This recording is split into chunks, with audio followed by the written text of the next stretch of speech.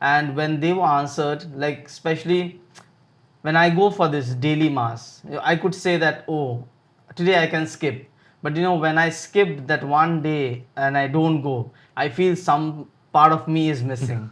And like I will not be able to, like have a good sleep, or maybe I'll be like, something that The I, restlessness that yeah, comes in, yeah. I am not able to, I cannot. So it's like, because I know the beauty of that mass, because that bread is becoming a living body, and that wine is becoming the blood of Jesus, and the person who's celebrating the mass, that is the priest, is becoming Jesus himself.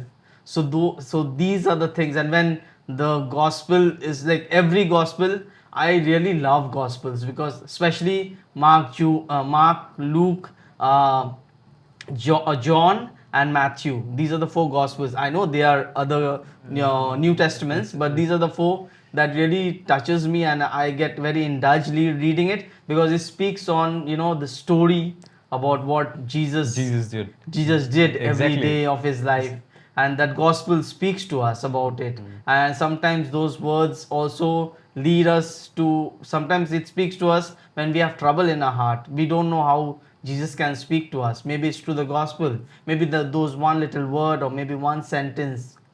So these are the things that I have experienced in mass, and that never fails me, no matter whether I have a good day or a bad day, or like a day that I expected how it could be. But I know that if I go for that mass, I know everything will be in its place, because that grace that you receive every day in that mass is something that, nothing that I've experienced. So that mass has always helped me to come, every day it has attached me and helped me to come more and more closer to Christ and the mass. Yes. In your previous answer, as well as right now, you've mentioned the role of Mary, and you've also mentioned the beauty of the gospel, right? When we read the gospel, we find that Mother Mary was more like a mentor, or somebody who's around Jesus. She does not exactly restrict him, but she kind of enhances what he's supposed to become. Uh, I believe that it is such a beautiful thing to notice that it must have been such a hard role being a mother of Jesus, and at the same time, knowing that you are, that it is God Himself Yeah. right there, growing in your arms. So that is something which is very beautiful that I find about our mother. And you also mentioned about the part that she's an intercessor for us, and I believe that it's not just Mother Mary. I would like to draw parallels to it with our own mothers as well. Yeah. So, our Father being like Almighty, like when you're praying, you ask something with Father, you go through your mother, right? Yeah. Yeah. So, you feel that barrier, right? So our family is kind of the replication of the Holy Family itself. Yes, right. So, and the role of the mother is so huge, so massive, and I believe that that is the reason why Mother Mary plays such a massive part in our religion, and it's really beautiful to know about it. Um, Daily prayer, coming to one of the other stones of Medjugorje, daily prayer, or preferably with the rosary, right? So the rosary itself is like an intercessory medium for us. Um, the Pope has said that rosary is the most powerful weapon that we have in the Holy Church. So, what are your views on the rosary? Rosary is something that we should not fail to do, because it is one of the devotion to Our Lady. And rosary is something that helps us to bind our family together, because everything, when uh, anything happens in our family, whether it's I being a father and having a kid, I still look up to my wife, because she's a mother of my child. And anything that happens in the family is like, the mother is always protecting and guiding Yeah. and showing the way. Yes. I know being a father, you take the responsibility, but Yes. anything that happens in the family, mother is always The there. center of it, kind of. Yes, Yeah. so she's always there Yes. and guiding. And rosary is something that we do in our family prayer, and that also teaches our children, especially when we are doing it with our children, not just being by ourselves or doing it with the children, although he may be small or she may be small, but doing that and helping her to understand the role that the mother plays. And rosary, as you said, it's a weapon where we intercede, because anytime, when anything happens, whatever it may be, whether we are going for exam or whether we are going for Something important. something very important, Yes. we always, as Catholics, we always make sure that we say one Hail Mary and one Our Father, three Hail Marys and one Glory Be, Yes. just to offer it up. Yes. So rosary is something that we use it as a weapon, as well as help us to guide us in anything that we get entangled with, or we are not able to come out of it.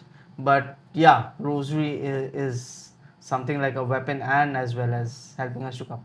Yes. My personal experience with the rosary, I have, growing up, my mother has always told me that, praying is like having a conversation with God, right?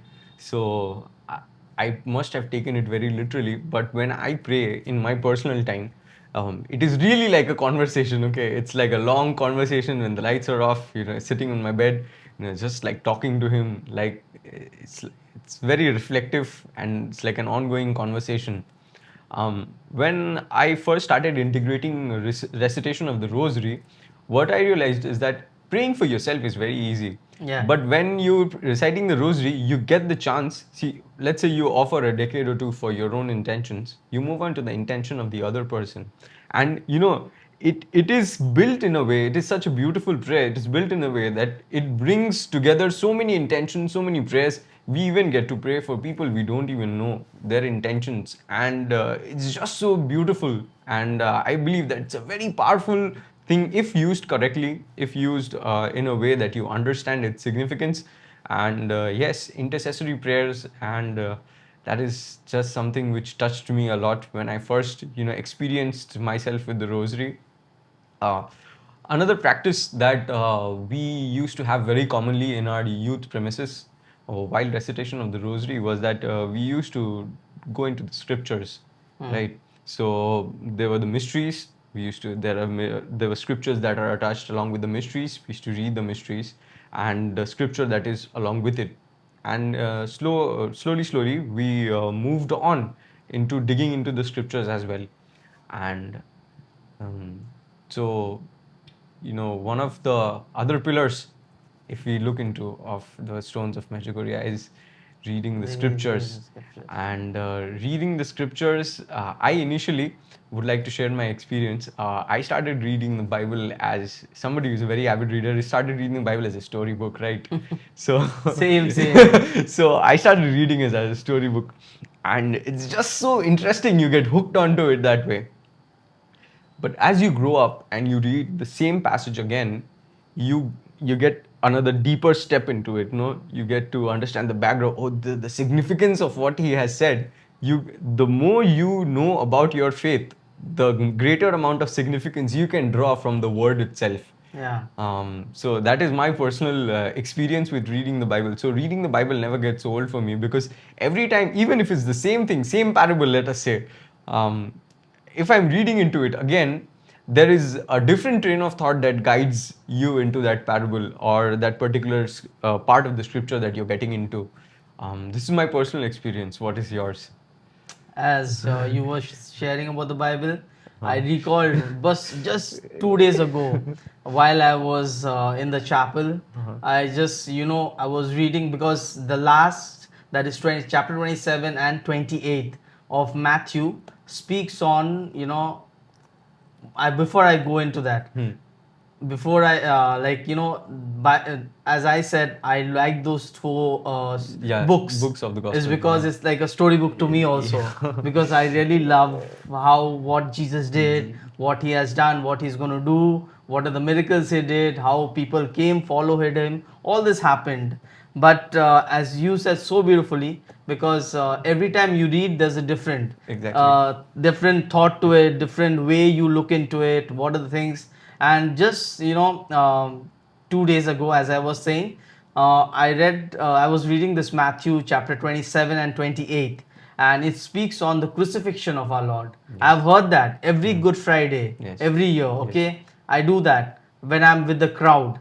But that day I was having goosebumps, like, understanding, like, how and what Jesus did and what he went through, how people neglected him, and when the earth shook, when he died and the clouds opened, then they understood that he was the beloved child of God.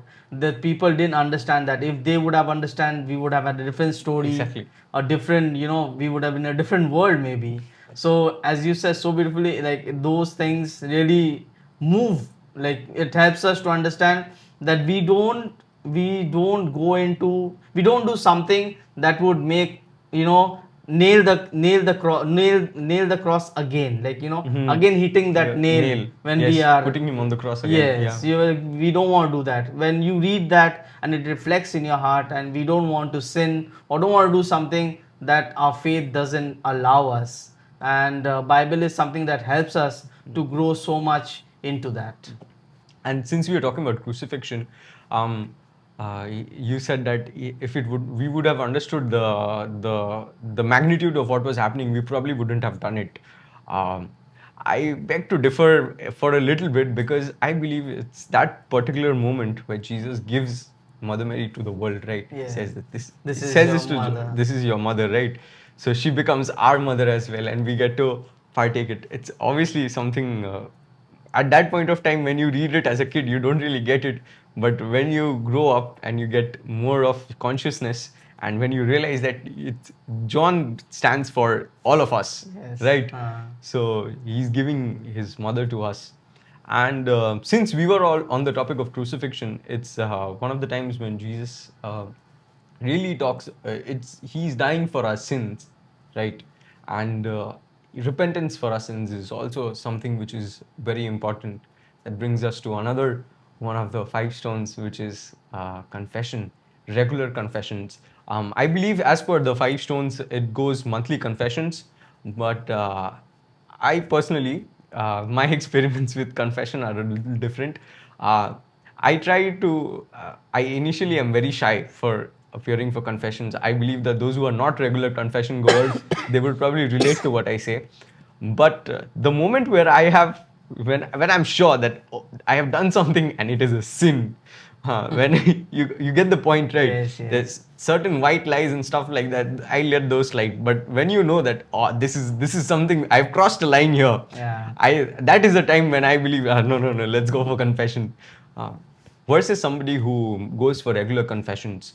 Uh, when we were very young, yourself and uh, your missus as well had come for a retreat called the Encounter, as you were representing theology of the body, and um, your missus had given a very beautiful speech on confession, and she said that confession is the way back to the Lord, and that was something which has touched me very deeply in growing up, realizing that it is actually a way back to the Lord. When you feel that you're lost, because sin piles up on you, right? It is something that creates a barrier between you and God. There's this lack of clarity. And as we were having a discussion right before this podcast, I remember bringing up one example. Yeah. So the example goes like this. The example says, if you have a very precious drink with yourself and you buy it, it's very costly and you know it tastes very good because you've tasted it before, and you rush home to drink it. You have options of having a clean glass and a dirty glass. What would you choose to pour the drink in? And it is obviously not going to be the dirty glass, right? Because pouring such a precious drink into a dirty glass ruins the drink in itself. Yes. So the drink, which is very precious to you, which is very important to you, your body is a representation of the church. The drink is mass, and the process of cleaning the glass stands for your soul, and process of cleaning the glass is confession.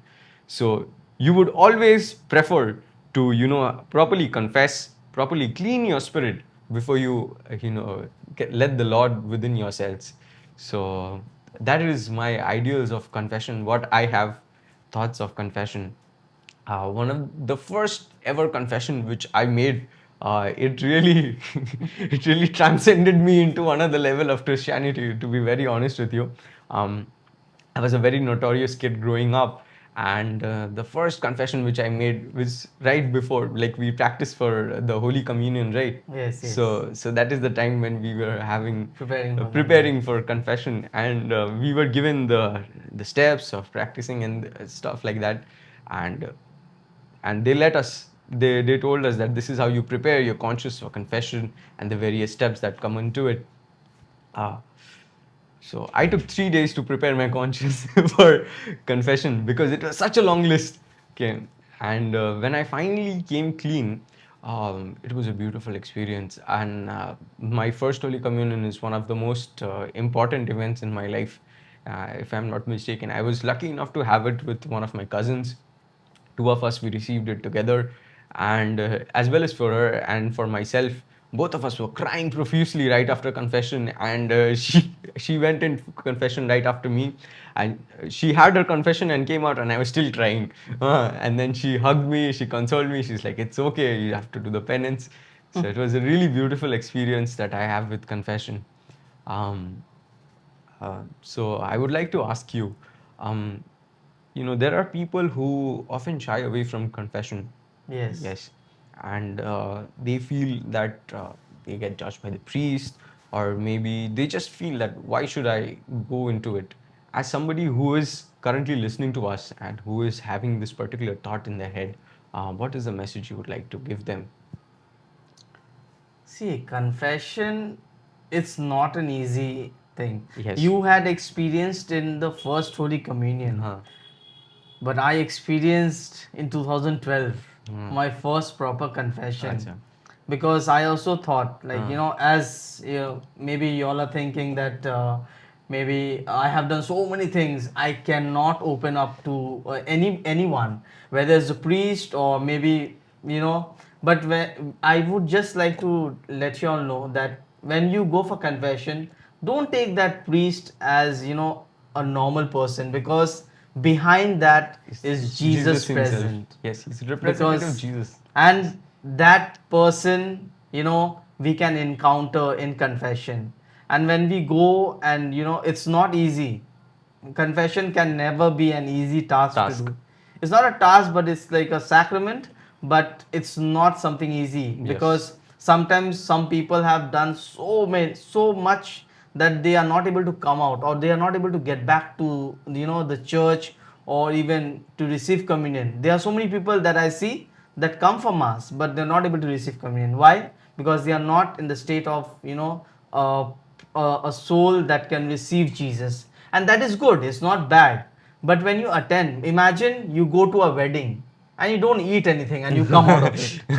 You're dressed up, you're all decked up, but you go and you see the wedding and you come back. You're not even tasted what has been there in the meal. Does it make sense? It does not. So it's like mass is like that, and confession helps us to receive. It's all connected, because confession is something that we struggle. But when we, as you said, when you go and share, it took me a long time to prepare, and really I believe, like, people like my mentors have told me, when you go for confession, when you come out of it, you are as clean as a dove.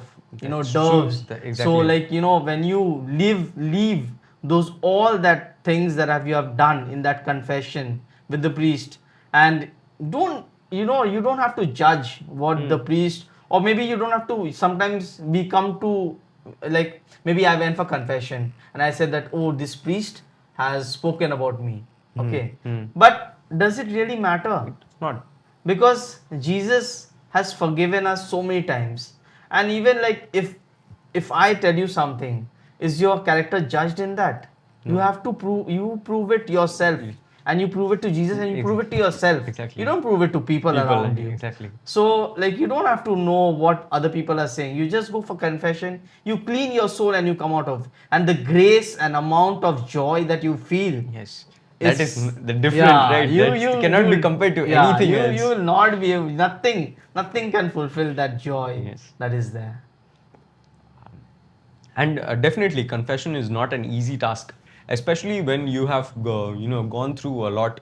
There are periods of time, especially for me, I would say that when I was in college, I had gone away from home for some time. I was somewhere which is very far, and the very sad part about it is that the church was like right next to the compound of the college, and the church, they shared a common gate. Yes, but then I hadn't attended mass in 2 years, staying there so far away from home, because it was at home. I believe it was more of a ritualistic push, that your Yeah. parents, they are there. My mother had this rule of no mass, no breakfast. Okay, she had this rule. So I used to go there right after Sunday classes. But when you first get to spread your wings, as they say in the Indian context, right, that when you go out, you spread your wings. So I did exactly that, and. I believe that it kind of sets you apart. No, you start living a life which feels like no consequences are there, and you forget how good it actually feels to be a part of the church, be a part of the community, and the good graces that come along with it, being prayerful, and partaking in confession. And at that particular period of time in my life, I did not really care. It's a sin, it's not a sin, who would really, I really, it did not really bother me at all. Right. It's that, oh, it's just a common thing, be it partaking in whatever is going around me, be just because it's a part of the circle, and if they're eating, let's eat. No, if it's like that. If you're eating, let's eat. If you're partying, let's party. If you're drinking, let's drink. So you don't really hold back into whatever is coming your way. And once when I came back home, right, I came back home, and then I met with the friends that I grew up with. And my friends over here, since we are very close to our church, it's something we are very blessed to have, which is our Basilica of the Holy Rosary. My friends, they used to. It were my friends who pulled me along. Come for mass at least. Come, like it was like that. So then I started going for mass, and then when I received the communion a few times, I said no, I have to go for confession as well. So I started getting into confession, and then it kind of sets you in the pace, and it really felt good, being Christian, if I may put it in that terms. Yeah. Even though I was Christian and Catholic, but being and practicing is something which is very different. Yes. And one of the most difficult things which I believe is, being a true Catholic is not an easy task. It's a very difficult task. And having control over your brain, having control over your body, and the instincts which you have. And since we are talking about this, one of the other pillars comes fasting and abstinence. I personally believe that abstinence is much more tougher than fasting. Fasting is just holding back food. I believe it's easier, no? It's just physical. But abstinence, choosing to refrain from something which you actually love, is very difficult. So before I share my thoughts on fasting and abstinence, I would like to know yours. So how do you approach it, and how do you personally would like to share if your own practices of fasting with the audience? See, fasting, to tell you the truth, um, I do fast, but I don't do it very often. But I do it once a year. That is on the holy, like the Lenten during season. the Lent time. Yes. And something that when I was doing it, when I started doing it, I felt like, oh, I'm not able to control. It's not going to happen. Am I going to if I'm not able to do, what's going to happen? Am I able to fulfill what I promised the Lord? All these thoughts that came in my mind. But something like always MC sisters have always been there whenever something I needed, and they are always there, and even the priest. So they said to me that when you are fasting, you don't think that you are fast, because even in the scripture it said, when you are fasting, don't be like a hypocrite and let people know Exactly. by a long face Yes. that you are fasting, and letting them know. Yes, and during alms giving, your left hand should not know if your Yeah, right hand has. yeah. Yes. So fasting is something that you do, but you don't think about it, and you pray more, and every moment, because that Lent time, we remember that how Jesus fasted for 40 days. 40 days. Okay. He was Jesus, but after all, he was human. Human, in the human form. So he experienced the same what we have what we experience. If he can, being the Son of God and turning out to be a man, I think I am able to do the same, because he suffered more than what I can never imagine. Exactly. So fasting has helped me so much during the Lent time, that has helped me to concentrate more on prayer life, because through fasting I'm able to see my prayer life beautifully molded. And abstinent, yeah, it is not something that you're hooked up with and you want to, let it go for some time. But you are going to let it go for some time, but sometime some people, when they start doing it, it becomes, after that length time, they want to, continue that, because they feel that, okay, they are doing it and it's helping them also spiritually, helping them to come closer to God. Maybe nowadays Instagram, Exactly. it's like very common. Yes. And we spend so much time, in doing that. And but if we can take out that, like, I don't know how much time we spend, but we can take out 5 minutes from there, Yeah. and pray, how much difference is going to make to our lives. Exactly. Like sometimes maybe it's Instagram, Facebook, there's so many things, but if we can take out those time, it would be much fruitful and beautiful in our lives. My personal experience with fasting and abstinence is that obviously we do the fasting which is prescribed to us. As for abstinence, every Lenten season, my mother, obviously my mother is the source of my faith in the church. So my mother used to say that every Lenten season you sacrifice something which is very close to you, and it cannot be something which you have sacrificed before. So that is when you get the depth of character, because initially when you start fasting when you're 14, 15, you give away the easy things, right? Yeah. You give away the easy things. And then by the time you're 20, like right now I'm 25, this year it was very difficult for me. I would like to disclose, this year I gave up mobile gaming for 40 days and it was so tough. I did not even realize I was hooked into it. No, I felt that it's such an easy task to do. But when you're actually giving it up for 40 days, it kind of grows onto you. And I believe sometime during this Lenten season, the will actually dies out quite a bit. Yes, that's what. You realize that You can live you without. can actually live without it, and it shows you the strength and character, and that's really beautiful. So those were some of the pillars of Medjugorje, and something which really amazed me as we were talking about this and thinking that these principles are so beautifully put together when we think about it. Right now as we speak, there's a beautiful fest which is going on in Medjugorje known as the Mladifest, and this episode is definitely rotating around that. And people from far and wide, around 60,000 to 70,000 people from 70 to 80 countries show up there. Priests, religious, youth. It is especially dedicated to the youth, since the apparitions that have been going on for 37 years now. Right. They first began to the 6 people who were youngsters and teenagers at the time. And till date, they have been getting apparitions, which is something very beautiful. Recently, our current Pope Leo, he has given the status that nothing obstructs.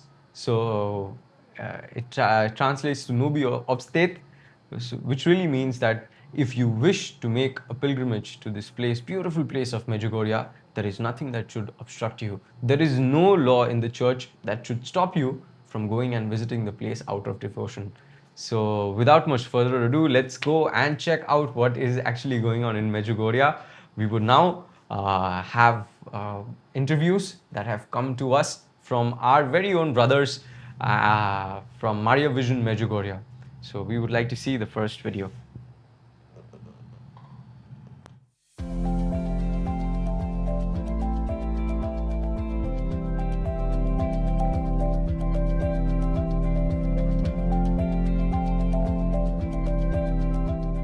Hello. Today we are here in Medjugorje near Blue Cross. Today we are going to ask few questions and see how people live, what bring them to Medjugorje and what they expect here for Mladifest, for Youth Festival. How are you? I'm very well, thank you. What's your name? I'm Katja. Where are you from? I'm from Italy and I'm here with a group. And what do you think? What for the last 40 years brings so many people to Medjugorje? I think people are attracted for the simplicity here and the message that Mary, the mother of Jesus, appeared in a simple place and has such a message of peace for the world. I think that attracts many people. A lot of people say that when they come to Medjugorje, they feel peace. Do you feel it? I feel I'm very much at peace right now. Yes, I also had this experience while we were walking up the mountain. Great. It's world here. In this world, people say it's a little bit hard to live holiness. What do you think about that? I think it is hard sometimes, but it's not impossible, and I think that's totally possible. I can give a testimony for that in my life, and also know many people that can live a holy life. And What do you think? What are few things that you do in everyday life that help you live holy life? for me personally, it's Holy Mass and the Eucharist. That's the center for me, but also personal prayer and community with other Christians. Did you come alone or with a group? I come with a group, so that's very beautiful. Is it big, small? Well, I would say it's medium. We are like 30 people. Oh, nice. Thank you for being with us. God course. bless you and hope to see you soon. God bless you too. Thank Thanks. you.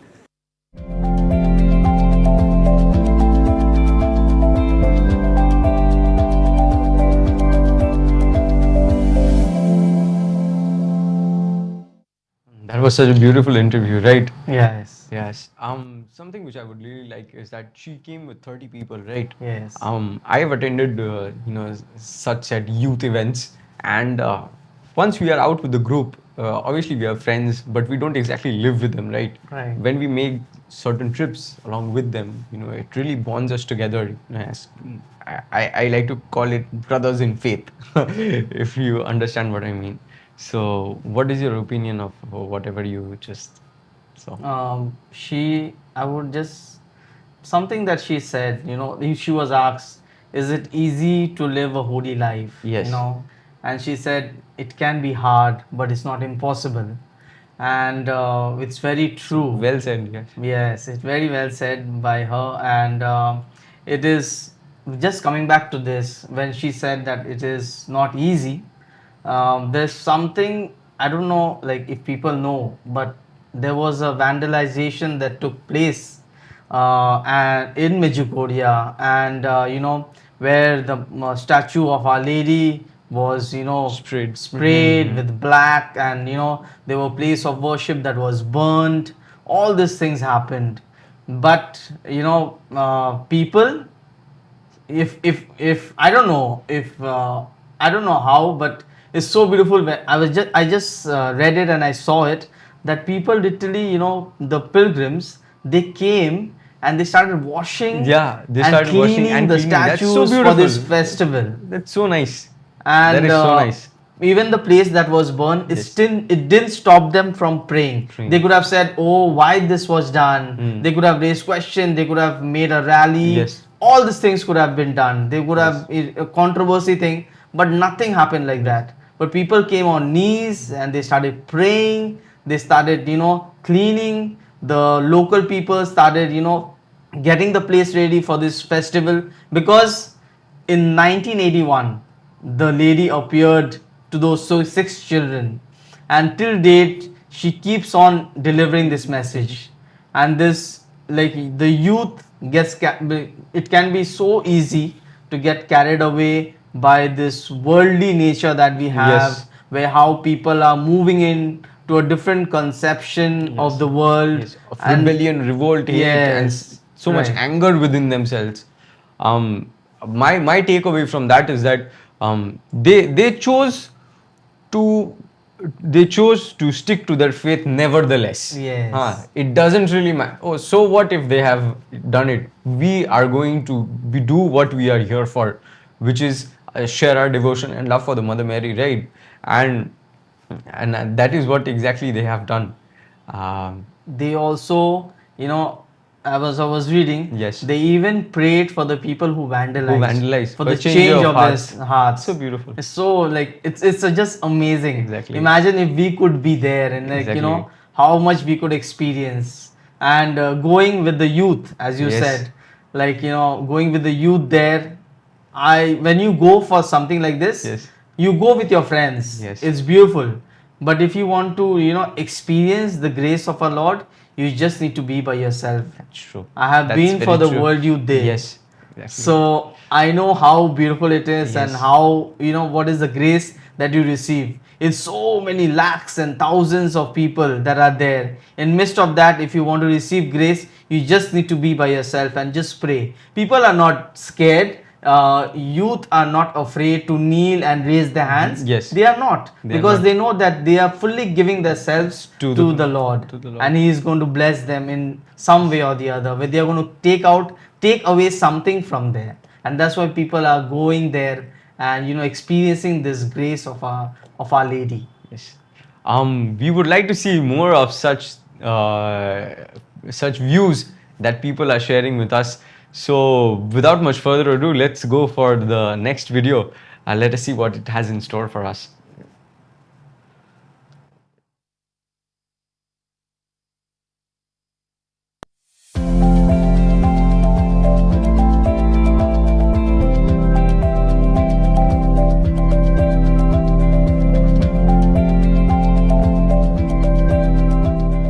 With us is Emma. Emma. Emma, how are you? Very good. Where are you from?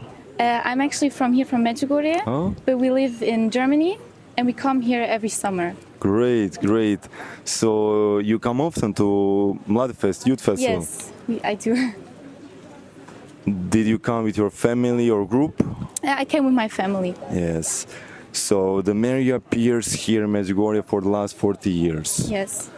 What do you think? Why is she appearing so often? Why is she choosing to appear? And what's her main maybe intention? I would say she chose to appear, especially here in Medjugorje, because it's a very simple place. And the people here, they live very simple and they have this belief. And it's not, it's really comes, when you come here, you feel that it's really spiritually and that the people, they really pray because of our heart. And I think that the Lady of Medjugorje comes with the intention to come with us to pray for even more peace and to share this peace all over the world, to share that everybody should live like this. Nice, nice. Our Lady calls us to live life of joy. And here we are surrounded by music, joyful music, especially during the Mass and afternoon program. How does that affect you? I would say it affects spiritually in prayer, so that you can maybe focus more, or when you pray, you can pray more with the intention, because this music, it does something with you, it does something to your heart, and it maybe opens it up and it relieves it. And also, I think music is also in a kind of prayer, because it's also speaking words and you can really feel spiritually. Can you give us few practical steps to live in a daily life holy? I would say the first step is every morning to pray and thank God that He woke you up today and gave you another chance to improve on your beliefs. And I would also say praying the rosary every day is very important, and it does something to you, it does something to me. And I would say also without the rosary, I, through Mary, wouldn't be here where I am and believe this deeply in God. And yes. And if it's possible, can you share with us your main prayer intention for this week? For this week, I would say my main prayer intention is to I often pray to keep peace in my family and that we all keep believing in God and just always repenting to God. And I often really do pray for peace, at first in myself, because I believe if you as one person don't have peace, it's kind of impossible to pray for others to have peace because it starts all in ourselves. Thank you for sharing us these beautiful messages. Thank you. Have a nice day. Thank you too.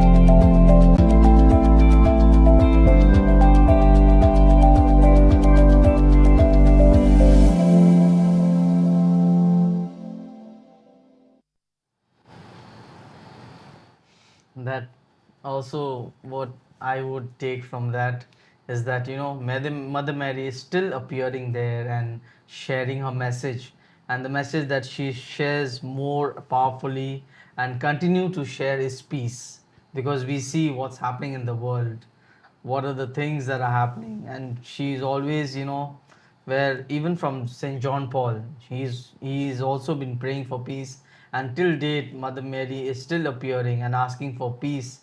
And as we had already discussed that how joy can be in our lives, and she says about the rosary, about the mass, and these are the small little weapons that we can put it in our daily lives, where we can continue to fight the daily battles that we have in our lives, because it's easy to get into something that is not right, but it is hard, to even practice something that the church or Our Lady or Jesus calls us to be. Like it is, as it said in the Bible, it is easy for a camel to go through the needle of, like, in the Eye of the needle. but it is very difficult. hard for the what it said, To have faith as much as right. no, Right. it was the tax collector to giving up the what he has and to follow Christ. Okay. So that was said in the gospel, in the Okay. Bible. As talking about peace, right? In these apparitions, Mother Mary has identified herself as the Queen of Peace. So, and that is a common theme along her apparitions.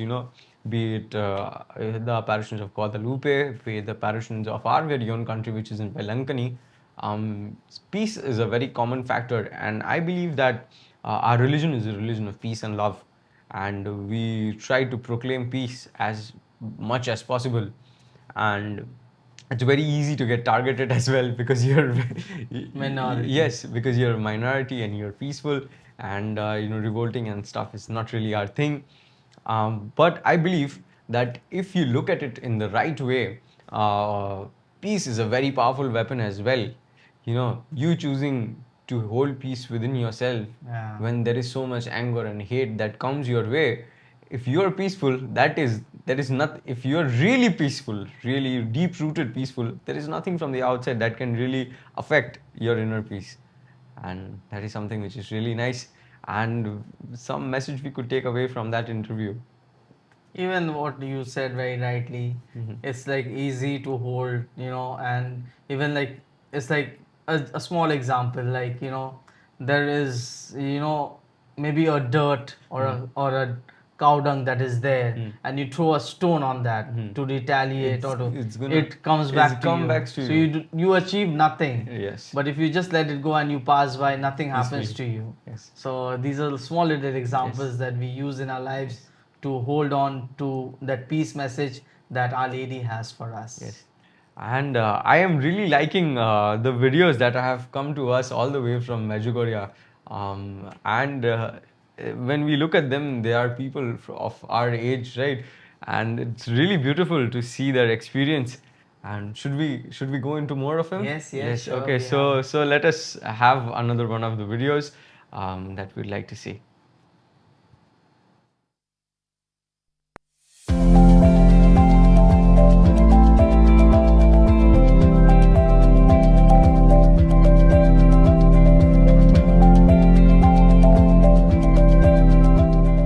David Tazis, Frederick Kashtishin, where are you from? from London, but my parents are Polish, so How Polish. are you? I'm very good, thank you. Mary called us to joy. What is for you joy in your everyday life? Joy is that kind of feeling of like just happiness that just can't be taken away. That like knowing of like that you're loved at every moment of life by God, by Mary. That like that constant feeling that you like have someone behind you who's loving you, who's praying for you, who wants the best for you, and you just moving on with that and going every day, just like smiling, waving at people, like making everyone happier just by like smiling and realizing how precious you are to the two most perfect people on the planet who've ever graced the earth. Mary gave us 5 stones, and one of them is Mass. What's Mass in your life? Mass is what keeps me like holy, keeps me uplifted. It's what like keeps me upright sometimes. Sometimes when just everything gets hectic, I just go to a mass and it all calms me down, because it's once again it's these things that we've learned like since childhood, that it's the routine, you know what you're going to hear, and then like but sometimes the Lord loves to like for the daily mass just give you that kind of that like dish you with a like an amazing word that just hits your heart, and oh, that was what I needed to hear today.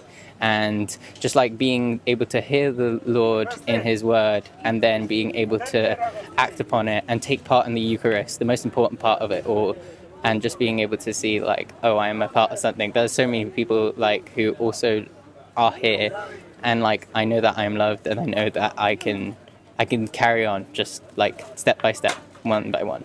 You said it beautiful. Is it possible today to live a holy life? Definitely, of course. It's possible in every scenario to live a holy life. It's in some places it's more difficult than others, obviously, but to live a holy life it's between you, God, and the church, and all three are like still here on the planet today. You can still go and still partake in everything that you need to partake in, and so living a holy life isn't about like doing something like crazy extraordinary. It's about living normally and living with God and just like being holy. Like St. John Paul II, he said that to live a holy life is to live a normal life. So that is what is most important to live. As a young Catholic man, can you give us one advice for a holy life? One advice for a holy life is is constant prayer, constant like knowledge of the fact that you are loved. Is constant like prayer, constant Eucharist, like trying to go to the mass as much as possible, trying to take the sacraments as much as possible, confession. Like there's so many psychological things that like realize that confession is just like a holier therapy. It's just like our ability to tell God everything, to tell him what he already knows, but it's our way of like lifting that onto him and giving it to him and like taking that burden off of us. It's just like even when it's hard and you know that God already knows, talking to him as if he's a friend and like someone who is there just constantly really helps me through like any difficult times when things get hard or exam stress comes in. It's immediate like, oh, turn to God, be like, this is difficult, you know it's difficult, but we can do it together. I just need to pray and I just need to trust, and just Jesus, I trust in you. That's it. That's all I need. Thank you, sir, for these encouraging words. Thank you.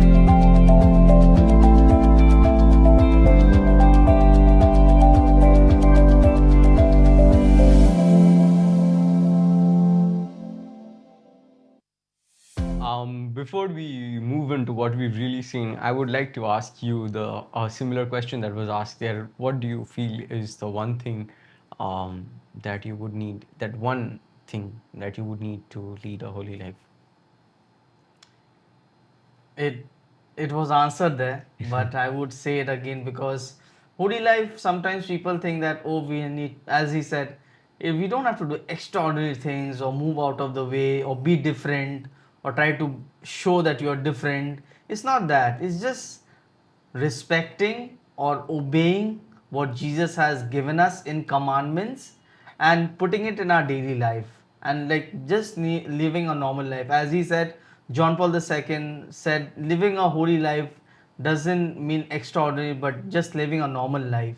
So just living a normal life would help us so much, because when I try to do something out of the box, I mess up the whole thing.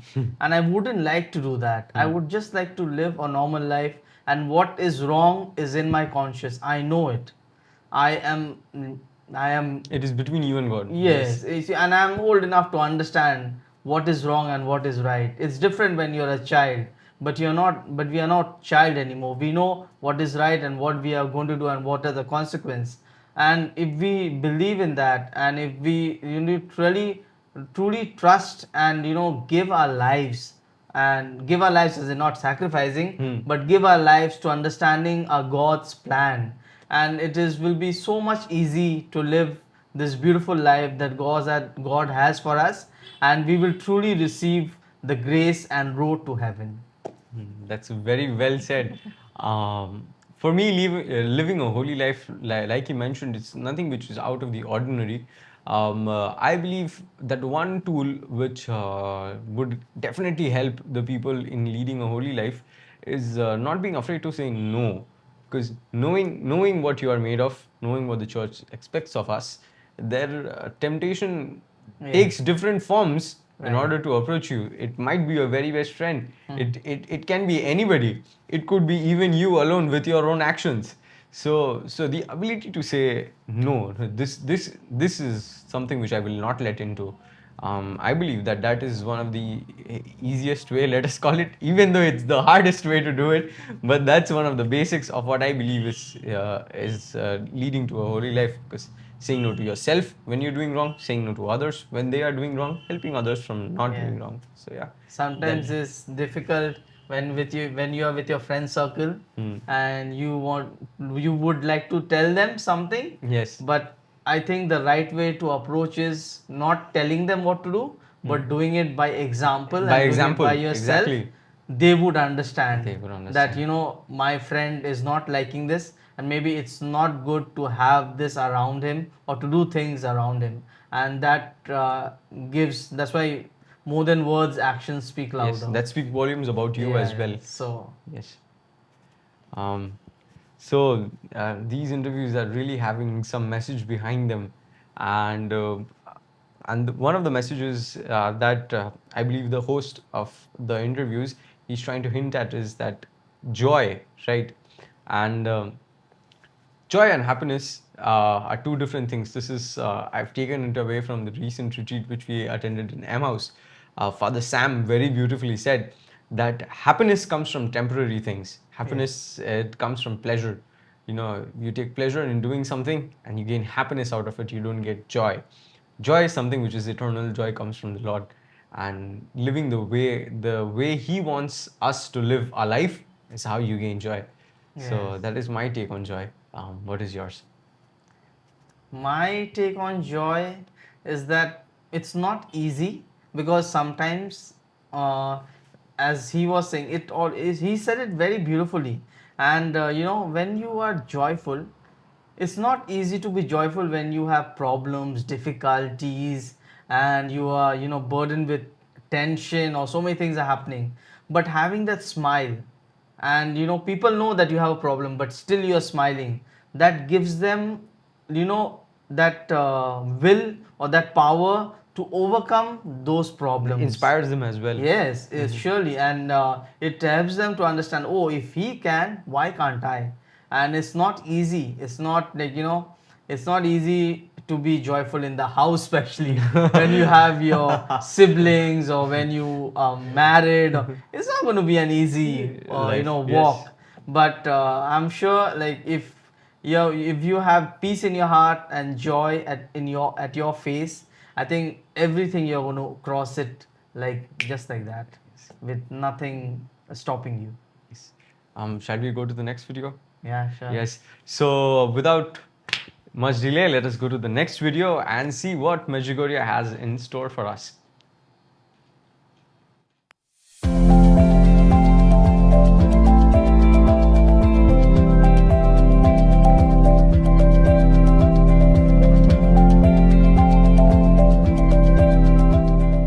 Hello, sir. Hello, How are you? Well, not bad, not bad. I'm here, so I'm better than every other place in the world. So, What's your name? Andrea, Where are you from? I'm from Italy. First time Medjugorje? No, I came here since I was a child. I Oh, think great. even when my mom was pregnant, I was with her. So, I'm not saying that I lived here, but I came here a lot of times. I can't count them. So, from the experience, first time Mladifest? No. I've been. I think it's the third. When I was a child, I usually came in other weeks, but since I'm not a teenager, but something like that, I came for the Mladifest with the guys and my friends that are here with me.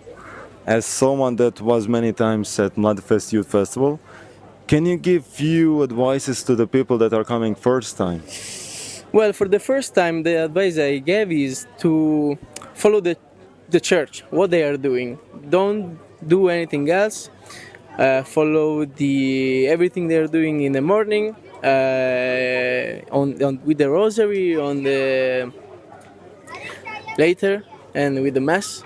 And the things that I always tell people to do is go when there is the adoration. I think even if they are younger guys and someone wants to hang out, to go anywhere, the adoration is the primal part for me. When Jesus Christ is here and you can watch him and you can be alone with him and make a connection with him and give him everything you have inside and feel free of the cross that you're carrying because he is helping you.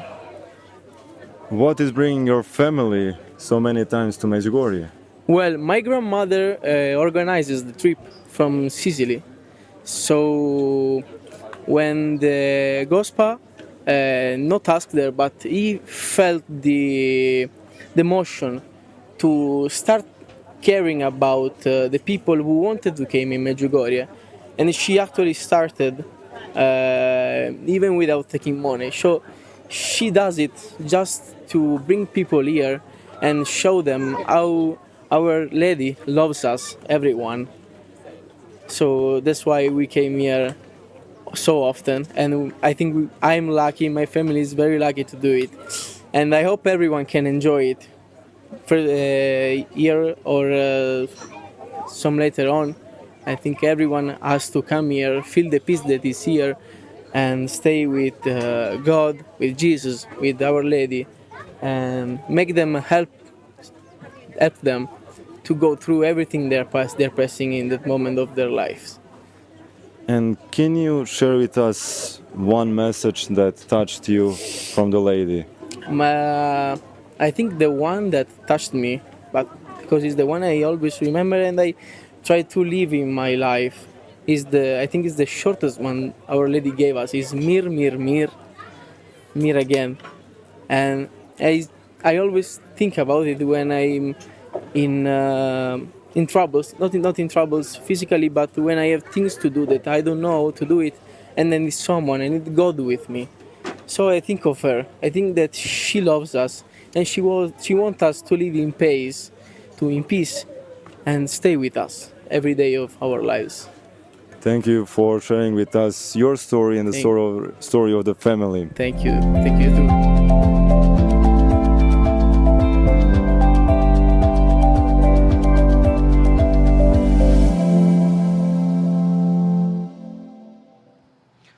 So I just looked into the translation of what he just said, mir, mir, mir, and mir again. So it translates to peace, peace, peace, and choose peace again. So that is something which is very nice.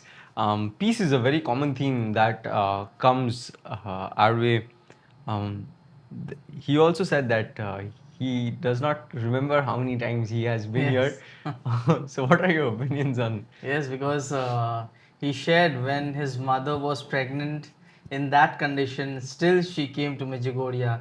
So, and they have been coming, his grandmother has been, He's the organizer organizing this of the for trip. years. Yeah. So I'm sure because people wouldn't come just like that, because they receive the grace, they know the Lord has appeared. He speaks on the importance of adoration, because there like on that living bread, it's truly the Lord is present. And you know that sometimes we are so closed up, like you know, with the things that are happening around us, we are not able to open our hearts and want to know what the Lord has a message for us, what He wants us to do. But in that adoration, you are able to connect to each other, and where you are able to relate and speak. Sometimes, you know, we have here in Calcutta, we have Emmaus, we have Auxilium, where one on one, there's nobody else. You can just go and be there, and you know, receive that grace and be there and speak to Him. He's just like a friend. You know, it's not that, oh, that is Jesus, I need to be very careful what I do. And it's not that. You can literally, you know, I have seen like people just sitting there and sharing the problems, difficulties, like a son is telling his father. So He is a loving Father, and He will never abandon us, and He's always going to give us a way. So He speaks so beautifully on the Holy Eucharist, and it's such a joy that He's He looks joyful. He looks joyful, right? And when He was in the womb, He was coming, and He continues to come. And it's so beautifully that He takes that message from His mother, because it all depends, no? Sometimes also what your family is, and what your mother, coming back to mother, what she has done, and how she, like, I am here and what I have become is through my mother's prayer and what she has been doing. I think if she wouldn't do that, I wouldn't have been here. So mother plays a very important role, and she continues to play that important role in his life and his family lives, and they continue to come and experience that peace and joy in that environment. Yes, it really does reflect back to the role of, you know, the mother, because she's carrying him to such distances over a pilgrimage, which is another country, and they still have such strong faith, which is very evident in him himself, right? He looks so happy, he looks somebody who is very strong in his faith, and that is really beautiful. And it comes back to the role of the mother, like we've said before. Very beautiful to see such things, and very beautiful to see his faith as well, his reactions, and I'm not going to lie, it kind of makes us jealous. Could have been a part of it as well, right? It's so nice to see that Experience. Yes, to experience that. And one of the earlier videos as well, they were saying that it really is a very different experience when you listen to the music. I believe adoration goes hand in hand with music as well. Yes. And you know, David, since your name itself is also David, King David himself was a very big you know, promoter of this you know, dancing and singing in praise and worship. And it's a massive structure that, you know, encompasses us. It frees us in front of our Lord, and that is something which is one of the major attractions of our faith as well, I believe.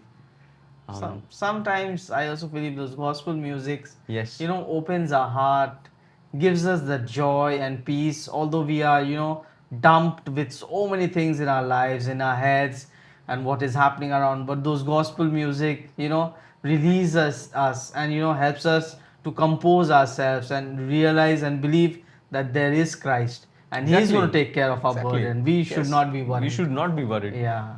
Yes. And on that note, we would like to move on to the next video, which we have in store for us. Really beautiful messages coming right at us from the youth and various other pilgrims that are going along with them all across Europe. So let's go on to the next video.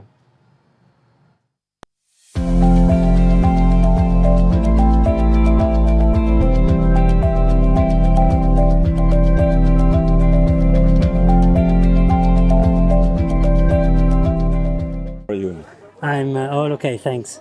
Where are you from? I'm from Italy. I live in Varazze, Liguria. What's your name? My name's Benjamin. How many times did you been in Medjugorje? Medjugorje, this is the fourth time in the last 4 years, one year after the other. 2023, 24, 25, 26. Every time Mladifest? First time for the Youth Festival, first time in my life. Oh. And today is the first day.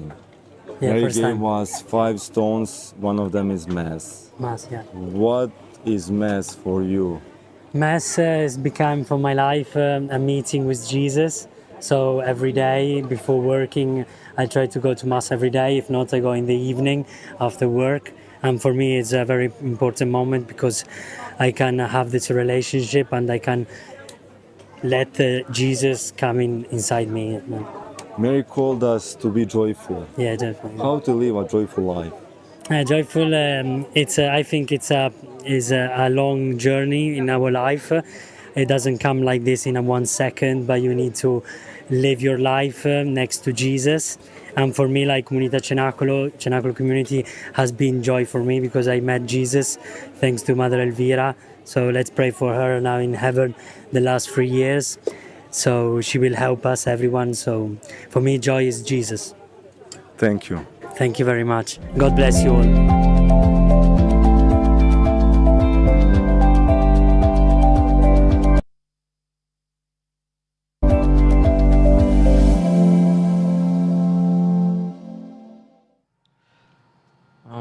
So beautiful message yet again.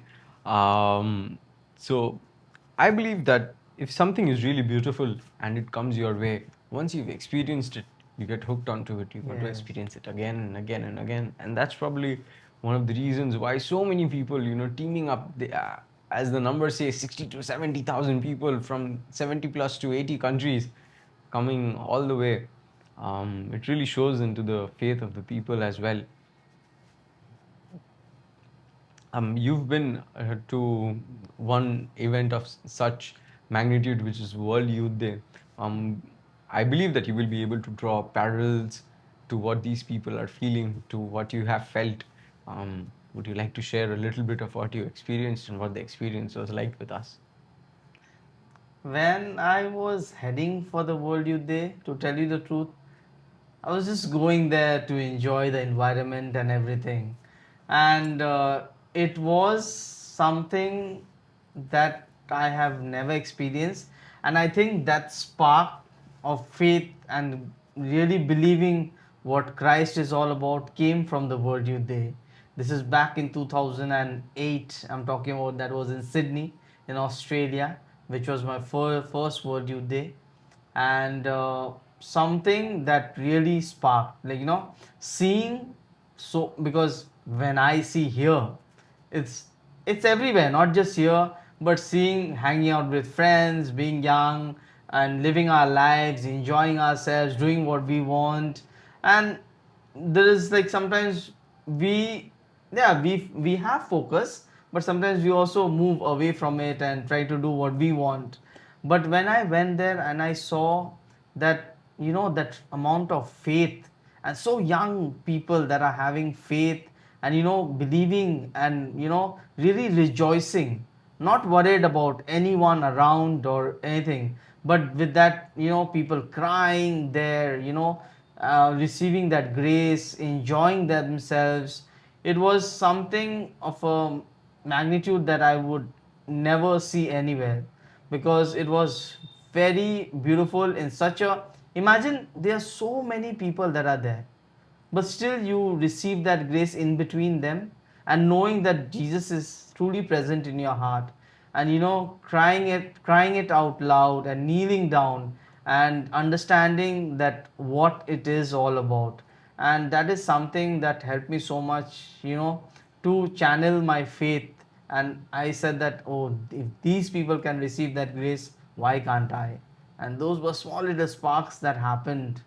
But yeah, in 2012 Jesus spoke in different ways. Yes. So One of the derivatives that I would like to take away from this video in particular is that going to a place where you have received grace, once the devil knows that, oh, this person, he has, experienced a part of God's love, a part of God's, let's say, graces at certain places, he is going to trick you to get you out of it, right? Yes, true. He is going to put up temptations and trials and hindrances in your way. But overcoming those itself is something which manifests inside of you, and once you've successfully overcome those said trials and tribulations, it really sets ablaze your faith, if I may put it that way. That was so really beautiful. 4 times attending continuously. That's really beautiful. So let's listen to more of such beautiful stories. We shall pull up the last video that we have from Medjugorje today.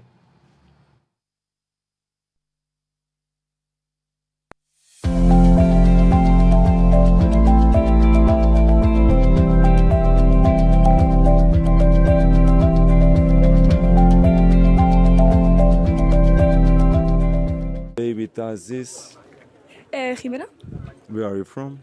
I'm from Spain. And how are you? I'm really fine. So is this your first time at Medjugorje? Yeah, this is my first time at Medjugorje.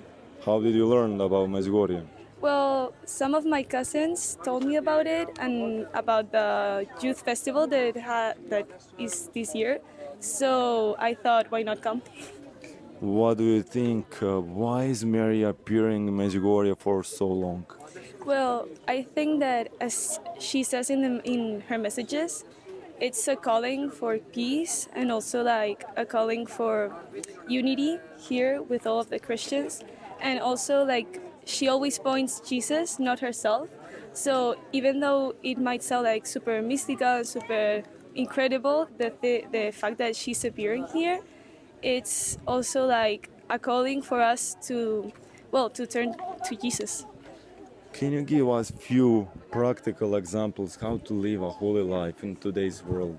Well, I'm also like not perfect at all, but what I try to do is, well, live as Jesus lived, sorry, and also use Mary as an example because she taught us all that we know and he taught us all that we know. So in the end, trying to live all as Jesus did in his time. And can you share with us one message from Lady that touched you? Well, one message, well, all of them in the end, but I think that the call to conversion, like to turn to Jesus, because in the end, that's what matters, no? Like believing in Jesus and following him. Thank you. Thank you.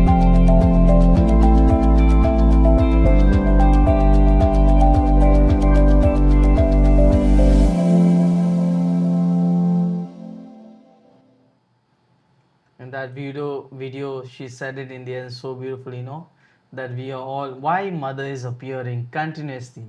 And she spoke on, the conversion, like, especially mother is calling everybody. It's just not, maybe we don't understand, but Mother Mary is calling everybody to understand the meaning of peace, grace, and joy in their heart.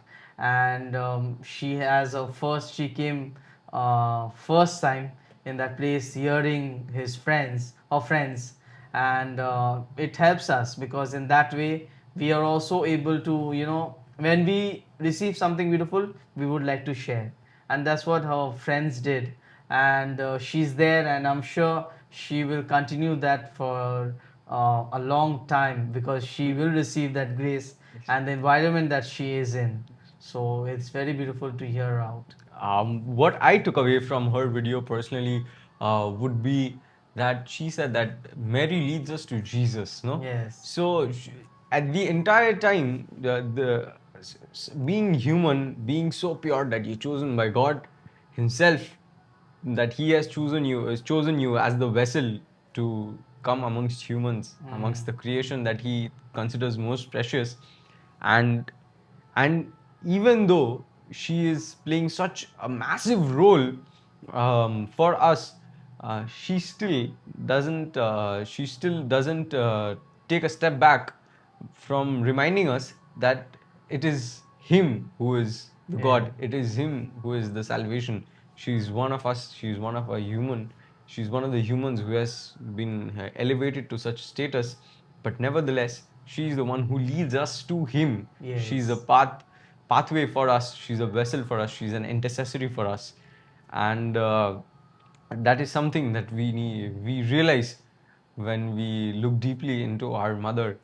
And I believe that we will be able to hear so many more of these stories in the days of Mladifest that are yet to come. So on this note, I would like to thank you for joining us for this beautiful episode that we have in hand for the first episode of Echoes of Medjugorje. Thank you for joining us, Mr. David, and I hope that you continue to be one of our inspirations, teach us how to lead a life, and thank you for your love and support. Thank you for being here. And on that note, we end today's episode of Echoes of Medjugorje. We shall be connecting with you every day as long as the Mladifest continues, 9 p.m. onwards. Thank you so much for joining. I hope you loved the content that we are putting out. We are putting in so much effort. Do join us for the next episode. I'm sure we'll have so much more to discuss and look into, especially when it comes to our Mama Mary. Thank you so much.